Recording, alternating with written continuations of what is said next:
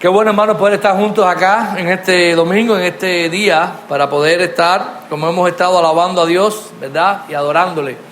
El pasaje que se leyó hoy en la mañana habla acerca de que después de la muerte y resurrección de Jesucristo, o sea, después de que el Señor había completado lo cual Él vino a hacer en esta tierra, el Cristo resucitado habló a sus discípulos, algo que se recoge en Mateo y también en otros evangelios, acerca de la misión tan importante que ellos tenían que hacer. Y la misión todos sabemos cuál es, ¿verdad? Ir y predicar el evangelio a toda criatura. Y a partir de ese momento, tenemos después el relato de los hechos, el evangelio comenzó a expandirse, comenzó a predicarse allí en Jerusalén, de diferentes maneras, a veces voluntario, a veces obligado. Los cristianos salieron y fueron a predicar el evangelio. Llegó tan lejos el evangelio, pero tan lejos que llegó hasta Cuba en un momento determinado. Y nosotros hoy somos beneficiarios de la predicación del evangelio y de hombres a lo largo de la historia de la iglesia que fueron capaces de tomar el rol determinado que Dios tenía para ellos en el momento adecuado y ser enviados, e ir y cumplir el mandato de predicar el evangelio a toda criatura. Y eso luce para la iglesia. No solamente este mandato es para personas en particulares como los apóstoles en aquel tiempo, no solamente para aquellos que vinieron después de los apóstoles como Timoteo, que veremos en un momento, sino que esto es algo que trasciende a toda la iglesia. Y muchas veces, aunque ni tú ni yo podamos ir a alguno de estos lugares, nosotros también estamos comprometidos con la expansión de este evangelio a lo largo de todo el mundo. Y yo quiero que vayamos a 2 Timoteo capítulo 4. Estas 3 semanas hemos estado predicando, los pastores hemos tenido la libertad de predicar de cualquier pasaje mientras nos preparamos para el libro de Santiago. Y entonces vamos a estar en 2 Timoteo capítulo 4. Yo sé que hace unos domingos atrás pues estuvimos hablando de 2 Timoteo. De hecho, estuvimos predicando toda la carta como un todo y estuvimos hablando acerca de la importancia de tener hombres que prediquen el evangelio y que vayan. Y lo hicimos mientras estuvimos ordenando acá, comisionando a los hermanos David y Michelle. Pero hoy nos queremos enfocar en los versículos desde el 9 hasta el 22. Y vamos a estar hablando acerca de maneras en las cuales nosotros podemos involucrarnos, de hecho, en esta labor de ir y predicar el evangelio, ¿verdad?, a todos los lugares. Dice la palabra de Dios en Timoteo capítulo 4, versículo 9: procura venir pronto a verme, porque Demas me ha desamparado, amando a este mundo, y se ha ido a Tesalónica. Crescente fue a Galacia y Tito a Dalmacia. Solo Lucas está conmigo. Toma Marcos y tráele contigo, porque me es útil para el ministerio. A Tíquico lo envié a Éfeso. Trae cuando vengas el capote que dejé en Troas, en casa de Carpo, y los libros, mayormente los pergaminos. Alejandro el candelero me ha causado muchos males. El Señor le pague conforme a sus hechos. Guárdate tú también de él, pues en gran manera se ha opuesto a nuestras palabras. En mi primera defensa, ninguno estuvo a mi lado, sino que todos me desampararon. No les sea tomado en cuenta. Pero el Señor estuvo a mi lado y me dio fuerzas para que por mí fuese cumplida la predicación y que todos los gentiles oyesen. Así fui librado de la boca del león, y el Señor me librará de toda obra mala y me preservará para su reino celestial. A Él sea la gloria por los siglos de los siglos. Amén. Saludos a Priscila y Aquila y a la casa de Onesífero. Erasto se quedó en Corinto y a Trófimo dejé en Mileto enfermo. Procura venir antes del invierno. Eubulo te saluda, y Pudente, Lino, Claudia y todos los hermanos. El Señor Jesucristo esté con tu espíritu. La gracia sea con vosotros. Amén. Padre, gracias te damos en este día una vez más, Señor. Gracias por tu palabra. Gracias porque ella es vida para nosotros. Y te suplicamos ahora que tu espíritu, a través de la débil voz humana, traiga palabra a nuestros corazones.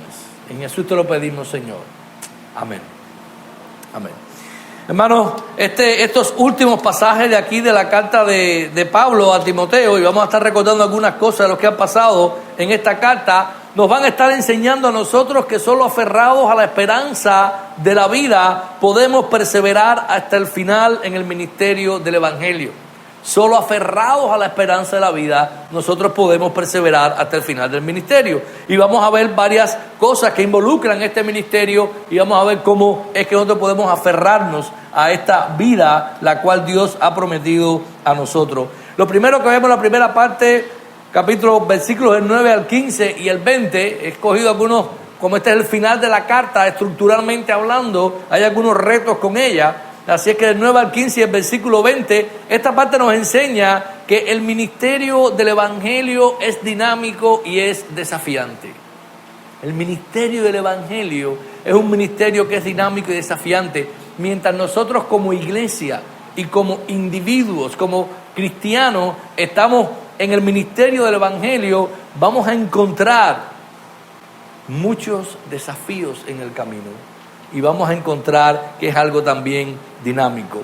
Recordemos dónde está Pablo, ¿verdad? Estos últimos versículos del 9 al 22 traen a nosotros o sacan de alguna manera algo precioso, porque Pablo está en una cárcel oscura y fría en Roma.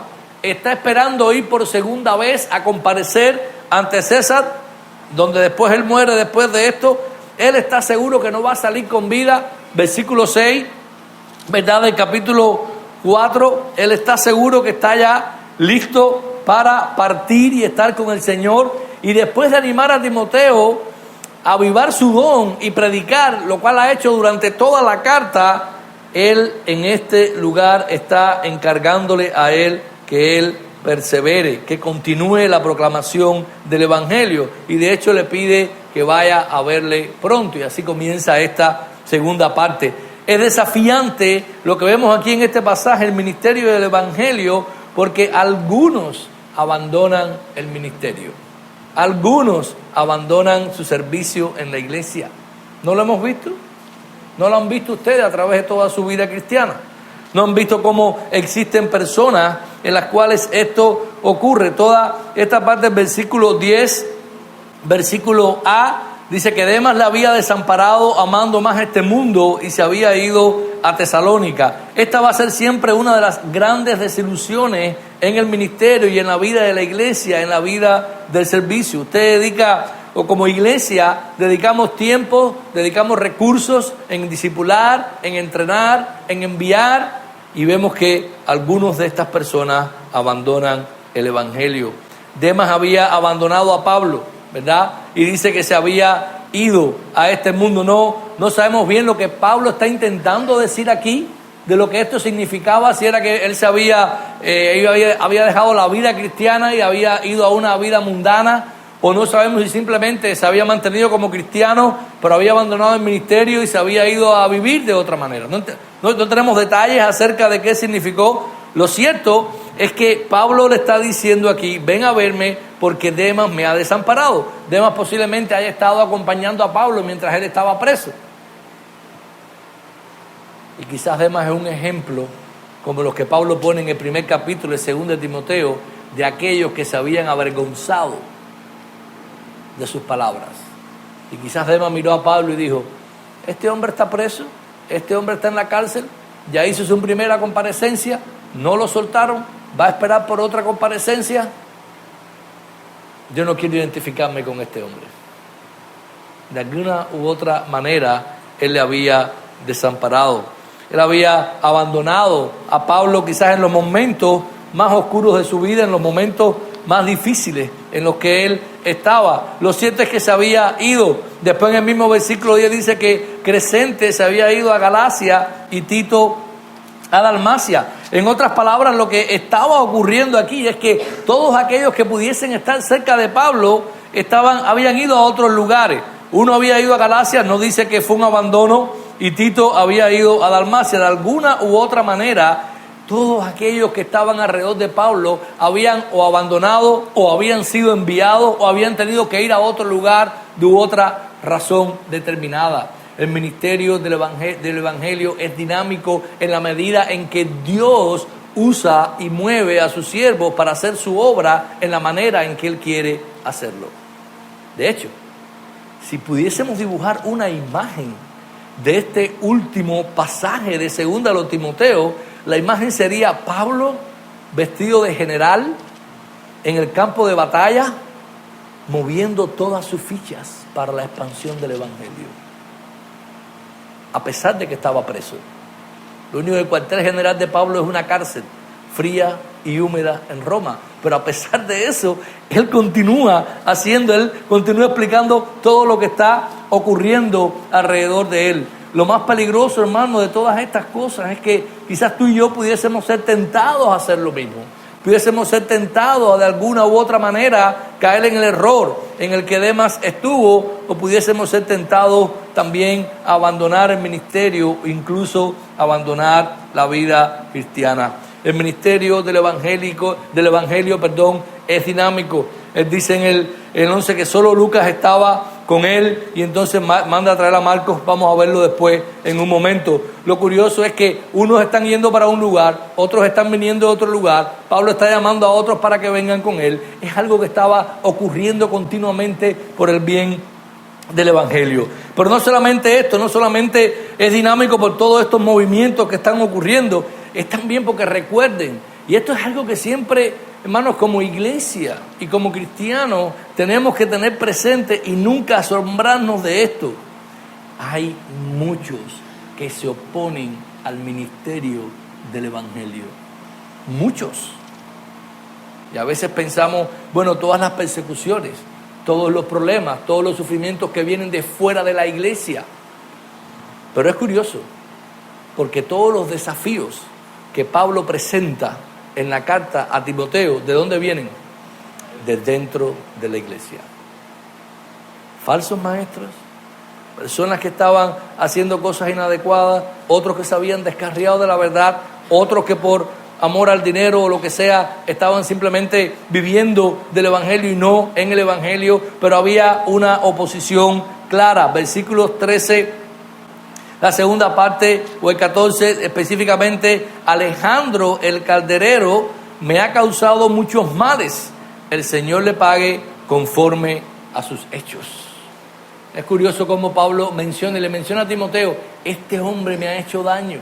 Y yo estoy convencido que Timoteo pudiese estar recordando en este momento lo que Pablo había dicho en versículos anteriores, en el capítulo 2, cuando Timoteo tenía que enfrentar, ¿verdad?, ahí en la iglesia de Éfeso, a dos falsos maestros que se estaban levantando y estaban diciendo que ya la resurrección se había efectuado. Y dice: este hombre me ha causado muchos males. Versículo 15: guárdate tú también de él, pues en gran manera se ha opuesto a nuestras palabras. Ministerio del evangelio es desafiante, porque siempre van a haber personas que estén levantándose en contra del evangelio de Jesucristo, levantándose en contra de la obra de Jesucristo.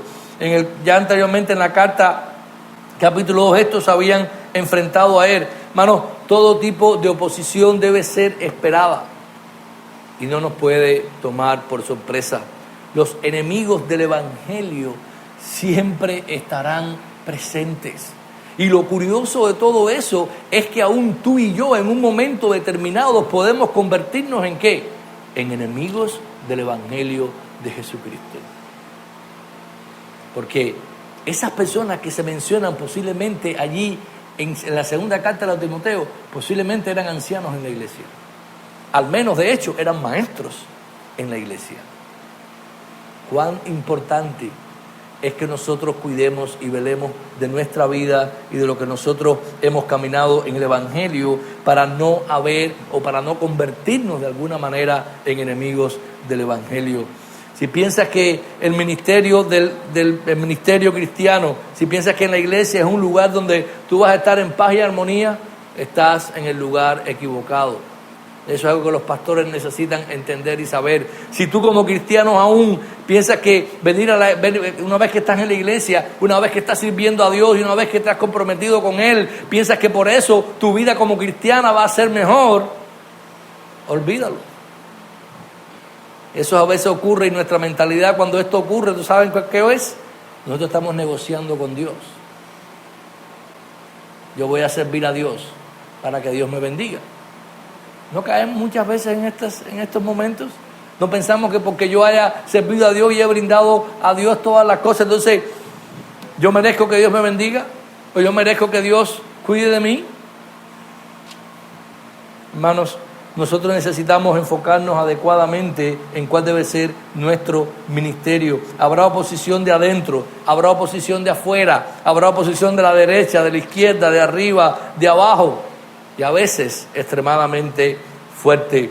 Pablo ya se lo había dicho en Timoteo. Recuerden capítulo 3, los versículos del 10 al 12, aún anteriormente a esto, Pablo había estado diciendo a ellos: tú has seguido mi doctrina, mi conducta, propósito, fe, longanimidad, amor, paciencia, persecuciones, padecimientos, como las que me sobrevinieron en Antioquía, en Iconio, en Listra, persecuciones que he sufrido, y de todas me ha librado el Señor. Y también de todos los que quieren vivir piadosamente en Cristo Jesús, ¿qué va a padecer?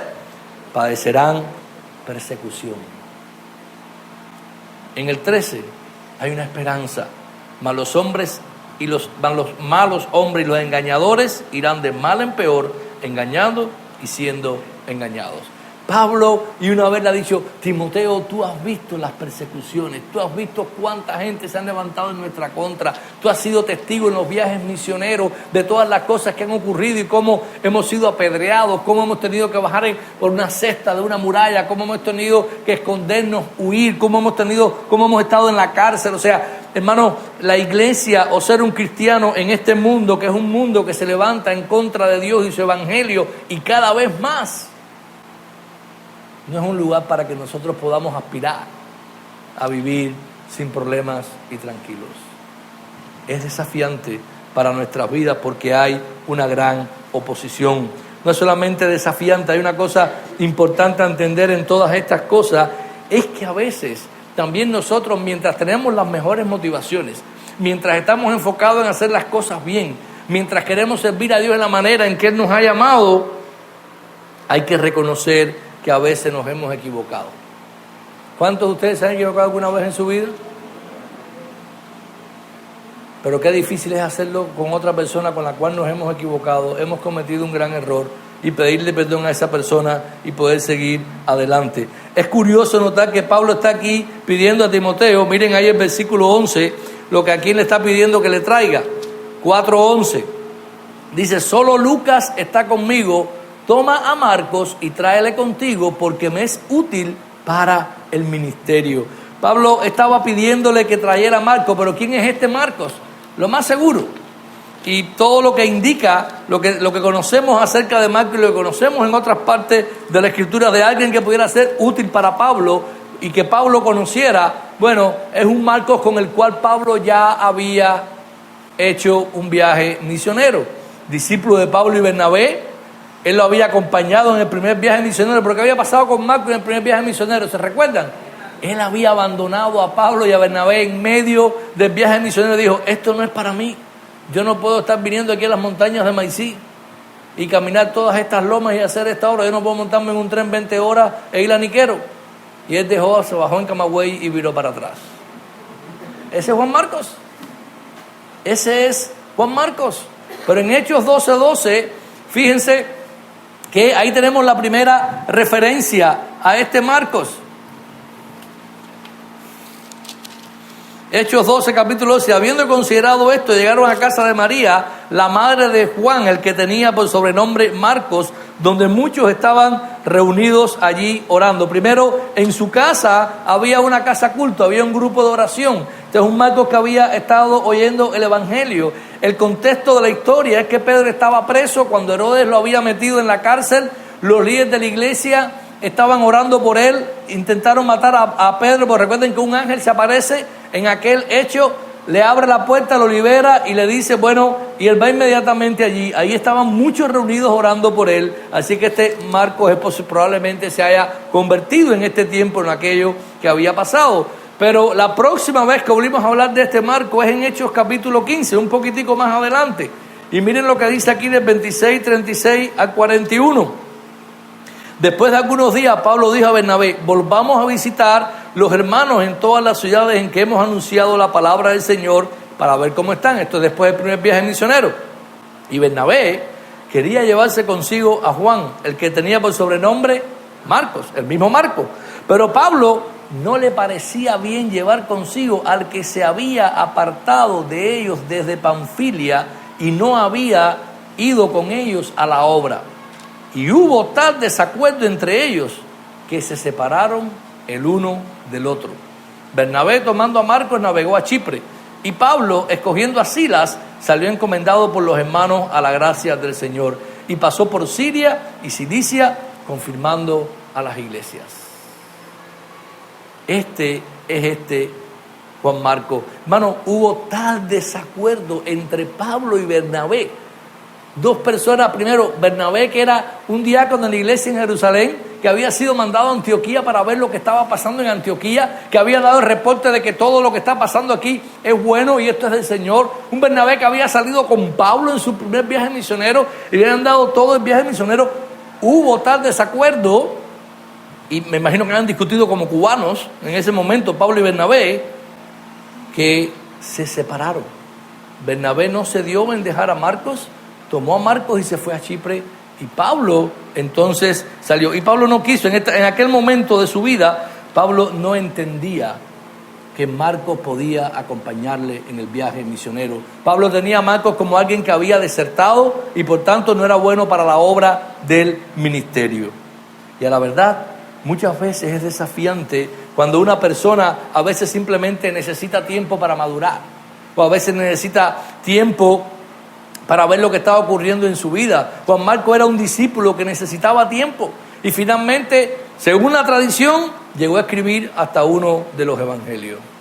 Hermanos, el ministerio del evangelio es desafiante.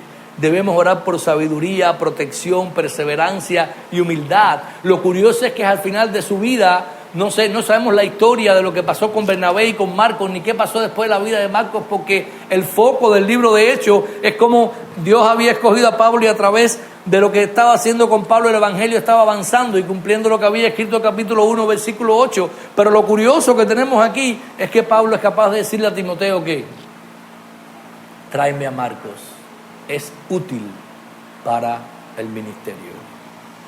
Y es desafiante. Es desafiante cuando poder nosotros como iglesia reconocer o entender que una persona ha sido verdaderamente llamada por Dios o no para comisionarla y enviarla, cuando una persona simplemente no está lista o necesita aún más tiempo para crecer. Por eso nosotros necesitamos humildad en todo lo que estamos haciendo como iglesia. Y humildad cuando estamos pensando en la obra del evangelio. Es dinámico también, hermanos, porque la palabra de Dios no está presa. Si nosotros vemos versículo 10, versículo B, vemos que estas personas habían sido mandados allí, Crescente, Tito y demás. Y después cuando vemos el 12, a Tíquico lo envié a Éfeso. Fíjense cómo Pablo está enviando, él está preso. Y aunque está en necesidades, ¿qué está haciendo? Enviando personas para que sigan yendo a hacer la obra del evangelio a otros lugares. Y dice que habían aquellos que estaban también haciendo lo que Pablo entendía que ellos debían de hacer. En estos pasajes Pablo está moviendo su ficha. Crescente enviado a Galacia, Tito a Dalmacia, Tíquico a Éfeso, Erasto en Corintio, Trófimo en Mileto. Solo Lucas estaba con él. Es todo un despliegue estratégico para que la obra del evangelio siguiera avanzando en medio de lo que ellos estaban haciendo. Yo sé que nosotros hoy en Cuba estamos pasando por situaciones difíciles de vida, ¿verdad? De muchas maneras. Pero ¿saben qué? Todavía como iglesia necesitamos estar pensando estratégicamente en cómo podemos seguir preparando y enviando obreros para que el evangelio de Jesucristo siga siendo predicado en todos los lugares. Tenemos que seguir pensando de la misma manera. Dios no se ha rendido. La obra del evangelio no ha acabado. Nosotros estamos dentro del reino de Dios. Cristo sigue haciendo su obra. Dios sigue haciendo su obra en medio de su pueblo, en medio de su reino. Y Él sigue mandando todas estas cosas. Hoy en día las necesidades globales del ministerio siguen siendo grandes. La necesidad de llegar a lugares donde el evangelio no ha sido predicado es imperiosa. La necesidad de entrenar hombres fieles e idóneos que sean capaces de trazar rectamente la palabra de Dios es imperiosa. Donde quiera que usted vaya, usted va a encontrar muchas iglesias que tienen nombre de iglesia, pero no tienen la palabra de Dios, por tanto no son iglesias. No lo son. Si el evangelio no está claro, si el evangelio no está siendo predicado, si la palabra de Dios no está siendo abierta, está siendo expuesta para que toque, transforme y cambie los corazones, entonces no hay iglesia. Porque esta es la manera en la que Dios ha escogido en su soberanía para obrar en medio de su pueblo y hacer su obra. Hermanos, las necesidades de este mundo son inmensas. Y nosotros como iglesia tenemos que pensar en esos términos y en esos medios mientras nosotros estamos recibiendo, mandando y moviendo para hacer. Si Dios mediante en el futuro podemos y encontramos un lugar ahí en Nuevo Vedado, pues volveremos a replantar la iglesia en el Vedado. Y algunos pastores tendrán que ser enviados, otros tendrán que quedarse, pero tendremos que seguir haciendo la obra del evangelio. A eso es a lo que Dios nos ha llamado a nosotros. Tenemos que usar los recursos que Dios nos dé para expandir esta obra, para ser parte de lo que Dios está haciendo, tanto localmente como globalmente. Y esto es costoso. Es costoso en términos financieros, en términos humanos, en esfuerzos y en todo lo que nosotros querramos hacer. Sobre todas las cosas necesitamos ser, hermanos, estratégicos y orar e invertir bien nuestros recursos en la obra del evangelio. Iglesia, jamás podemos quitar esta prioridad de nuestra vida. Jamás. Y una de las cosas buenas que nosotros hemos experimentado en este tiempo es que hemos sido capaces como iglesia de poder entrenar a hombres que han estado entre ustedes aquí, que han estado sirviendo y trabajando, y hemos podido enviar, ¿verdad? Ya tenemos a David y Michelle en Camagüey. Y el año que viene, cuando termine el año, Daniel coge su tren y se va para Niquero. Y le van a coger a otro no sé para dónde. Pero ellos van a predicar el evangelio. Esto es una obra buena que nosotros necesitamos hacer. Pero no solamente nosotros podemos entender que es arraigados a Cristo que podemos hacer esta obra, es porque el ministerio cristiano, tanto de los ministros como de cada uno de nosotros, demanda fe y lealtad. Demanda fe y lealtad. Versículos 4 del 16 al 18, ahí Pablo va a estar hablando entonces de lo que estaba pasando con él. Dice: mi primera defensa, ninguno estuvo a mi lado, sino que todos me desampararon. ¿Qué dice Pablo? No les sea tomado en cuenta. A pesar de que habían pocos con ellos ahí, el día que Pablo tuvo que ir y pararse delante del tribunal en Roma, el día que tuvo, porque él había apelado como ciudadano romano y fue al tribunal, aquello era una apelación legal, y él tuvo que pararse ahí. ¿Cuántos estuvieron a su lado? Nadie. Es curioso. Nadie estuvo a su lado. No sabemos las situaciones por las cuales nadie estuvo, pero Pablo dice: no les sea tomado en cuenta. Así que parece que de alguna manera no fueron por algunas cosas que ellos hubiesen considerado. Esto nos da datos de que en esta primera defensa, al Pablo estar allí, él tuvo que caminar y defenderse de una manera solo. Es importante ver nuevamente el contexto histórico en este pasaje para entenderlo. Recuerden que él estaba preso. Después de su tercer viaje misionero, regresa a Jerusalén con un reporte, se reúne con los apóstoles, hace un voto para cumplir la ley y después entonces él va. Y es aquí cuando Pablo es puesto preso, después hay un complot para matarlo en la cárcel, Dios lo libra de todo lo que iba a ocurrir. De hecho, él dice en Hechos 22-21, pero él me dijo: ve, porque te voy a enviar lejos a los gentiles. Ten ánimo, porque como has testificado fielmente de mí en Jerusalén, así lo harás también en Roma. Y miren cómo Pablo termina el versículo 16. Pero el Señor estuvo a mi lado y me dio, ¿qué? Fuerzas para que por mí fuese cumplida, ¿qué? La predicación, y que todos los gentiles oyesen. Así fui librado de la boca del león. Es curioso el argumento que Pablo está haciendo aquí. Pablo está diciendo que al él ir a Roma, él está diciendo lo que la visión que él recibió en Hechos de que Dios iba a estar con él, se cumple aquí en este momento, cuando él pudo pararse en el tribunal y él pudo testificar en el Imperio Romano, en el corazón del Imperio Romano, que era quien dominaba todo aquello. de que la palabra de Dios había sido predicada. Por mí fue cumplida, dice Pablo, la predicación, y que todos los gentiles oyesen. Solo así fue librado de la boca del león. Y Pablo puede estar hablando en términos literales en este momento, ¿verdad? Recuerden que cuando te condenaban en Roma a muerte, ¿para dónde ibas? Ibas para el circo romano. Y lo más probable, si no terminabas muerto por un gladiador con una espada, terminabas en la boca de un león. Y Pablo está diciendo, Dios me ha librado, y la palabra fue predicada, y la palabra fue cumplida.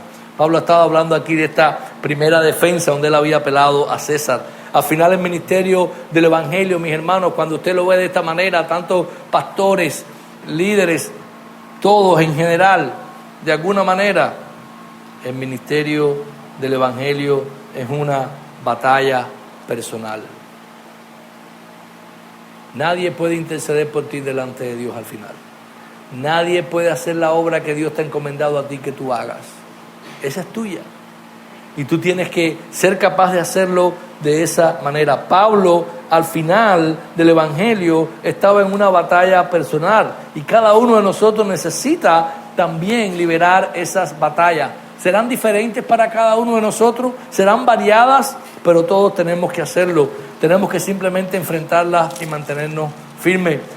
Hay uno de esos momentos de soledad y dura, cuando nadie estaba con él. ¿Qué es lo que pudo decir Pablo en el 17? ¿Quién estuvo a su lado?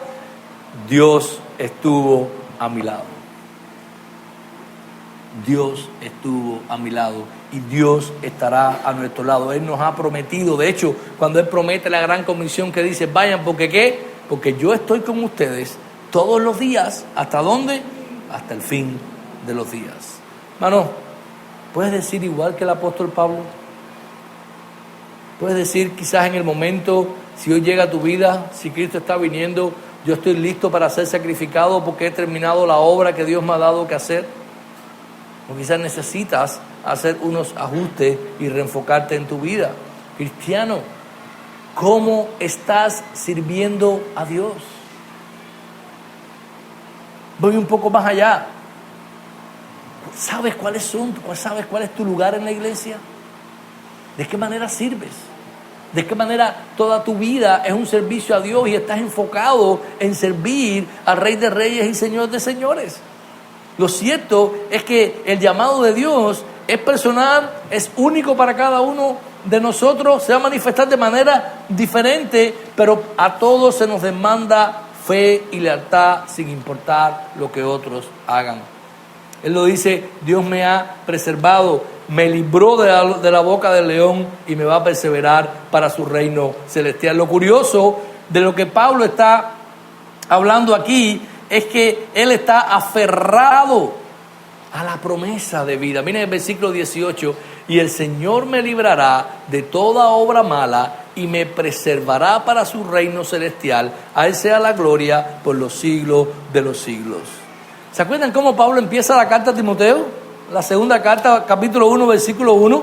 Dice, Pablo, apóstol de Jesucristo por la voluntad de Dios, según ¿qué? La promesa de la vida que es en Cristo Jesús. Y lo curioso de la carta, de la segunda carta a Timoteo, es que Pablo una y otra vez le recuerda a Timoteo que en Jesucristo hay vida, que en Jesucristo hay promesa de vida, que no importa la situación por la que esté pasando, que no importa si las circunstancias en las cuales él está lo lleve de hecho a morir por Cristo, que no importa si él está apelando ante César y él sabe que ya su vida está corta, lo que le importa a él, lo que Pablo está buscando en ese momento es decirle, yo sé que Dios me va a librar porque Jesucristo me ha prometido vida eterna.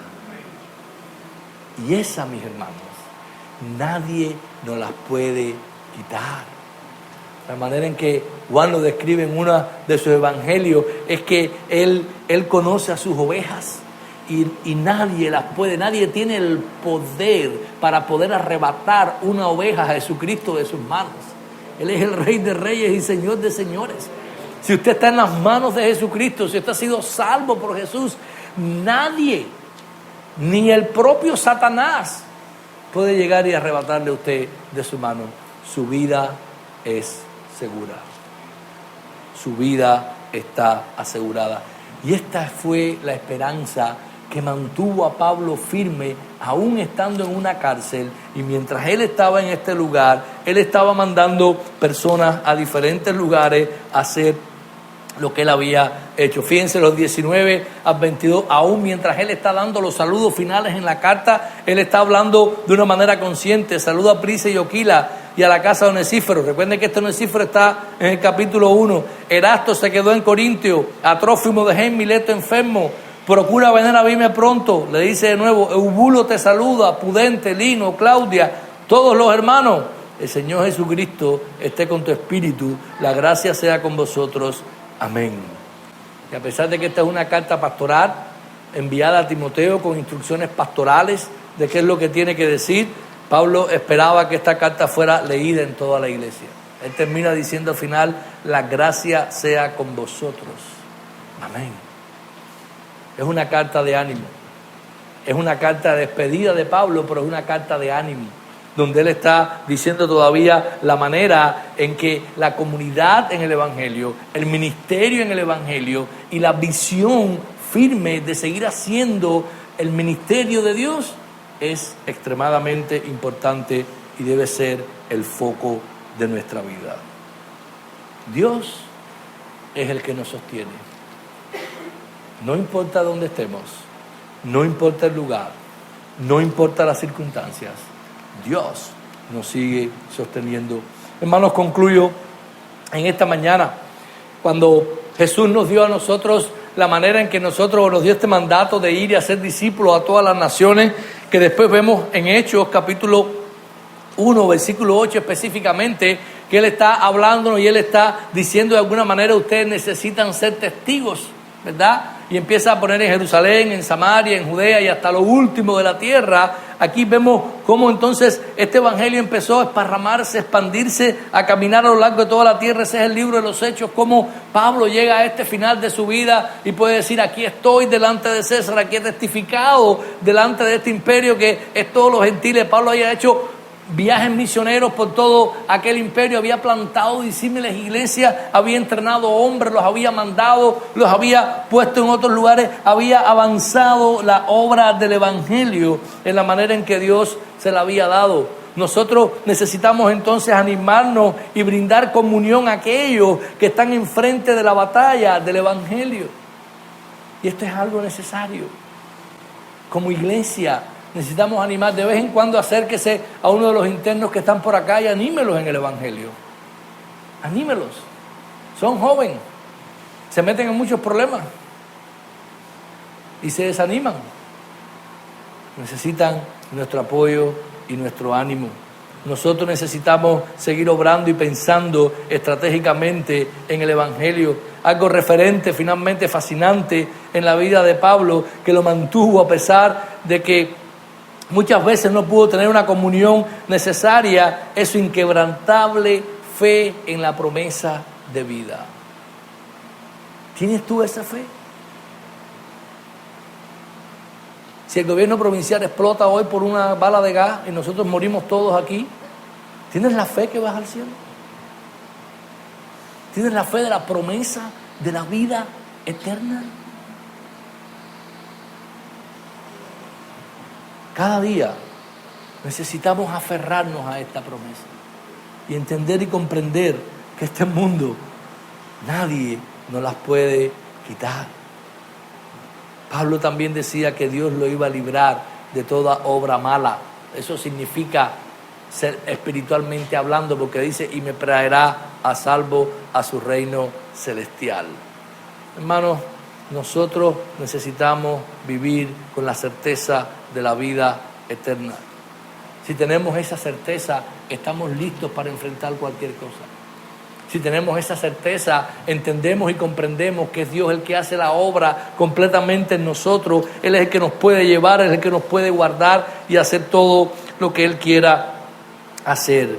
Si tenemos esa certeza, nosotros como cristianos, como ministros, como servidores de Jesucristo, podemos entonces servirle y seguir adelante. Si tenemos esa certeza y entendemos y conocemos que es Dios el que hace su obra a través de su iglesia y a través de hombres a los cuales Él quiera en su gracia y su misericordia llamar y enviar, estaremos tranquilos sin importar lo que pase a nuestro alrededor, porque depende de Él y no de nosotros.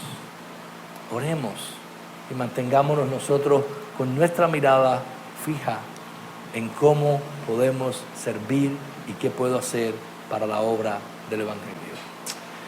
Padre, gracias te damos en este día, Señor. Gracias por el privilegio que cada uno de nosotros hoy aquí tiene de haberte conocido, Señor.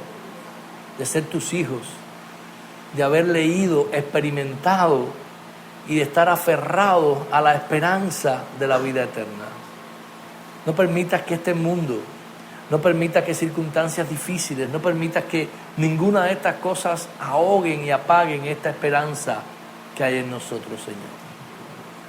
Te suplicamos también que tú nos ayudes a poder servirte adecuadamente, a poder hacer por el reino lo que nos toca hacer, cualquier cosa pequeña o grande que tú nos has llamado a hacer, Señor. Padre, esperamos y confiamos en ti. Esperamos, Señor, en tu gracia que sea manifestada sobre nosotros y que nosotros podamos, por tu gracia, perseverar hasta el final y heredar la vida eterna. En Jesús. Amén. Dios les bendiga, hermanos.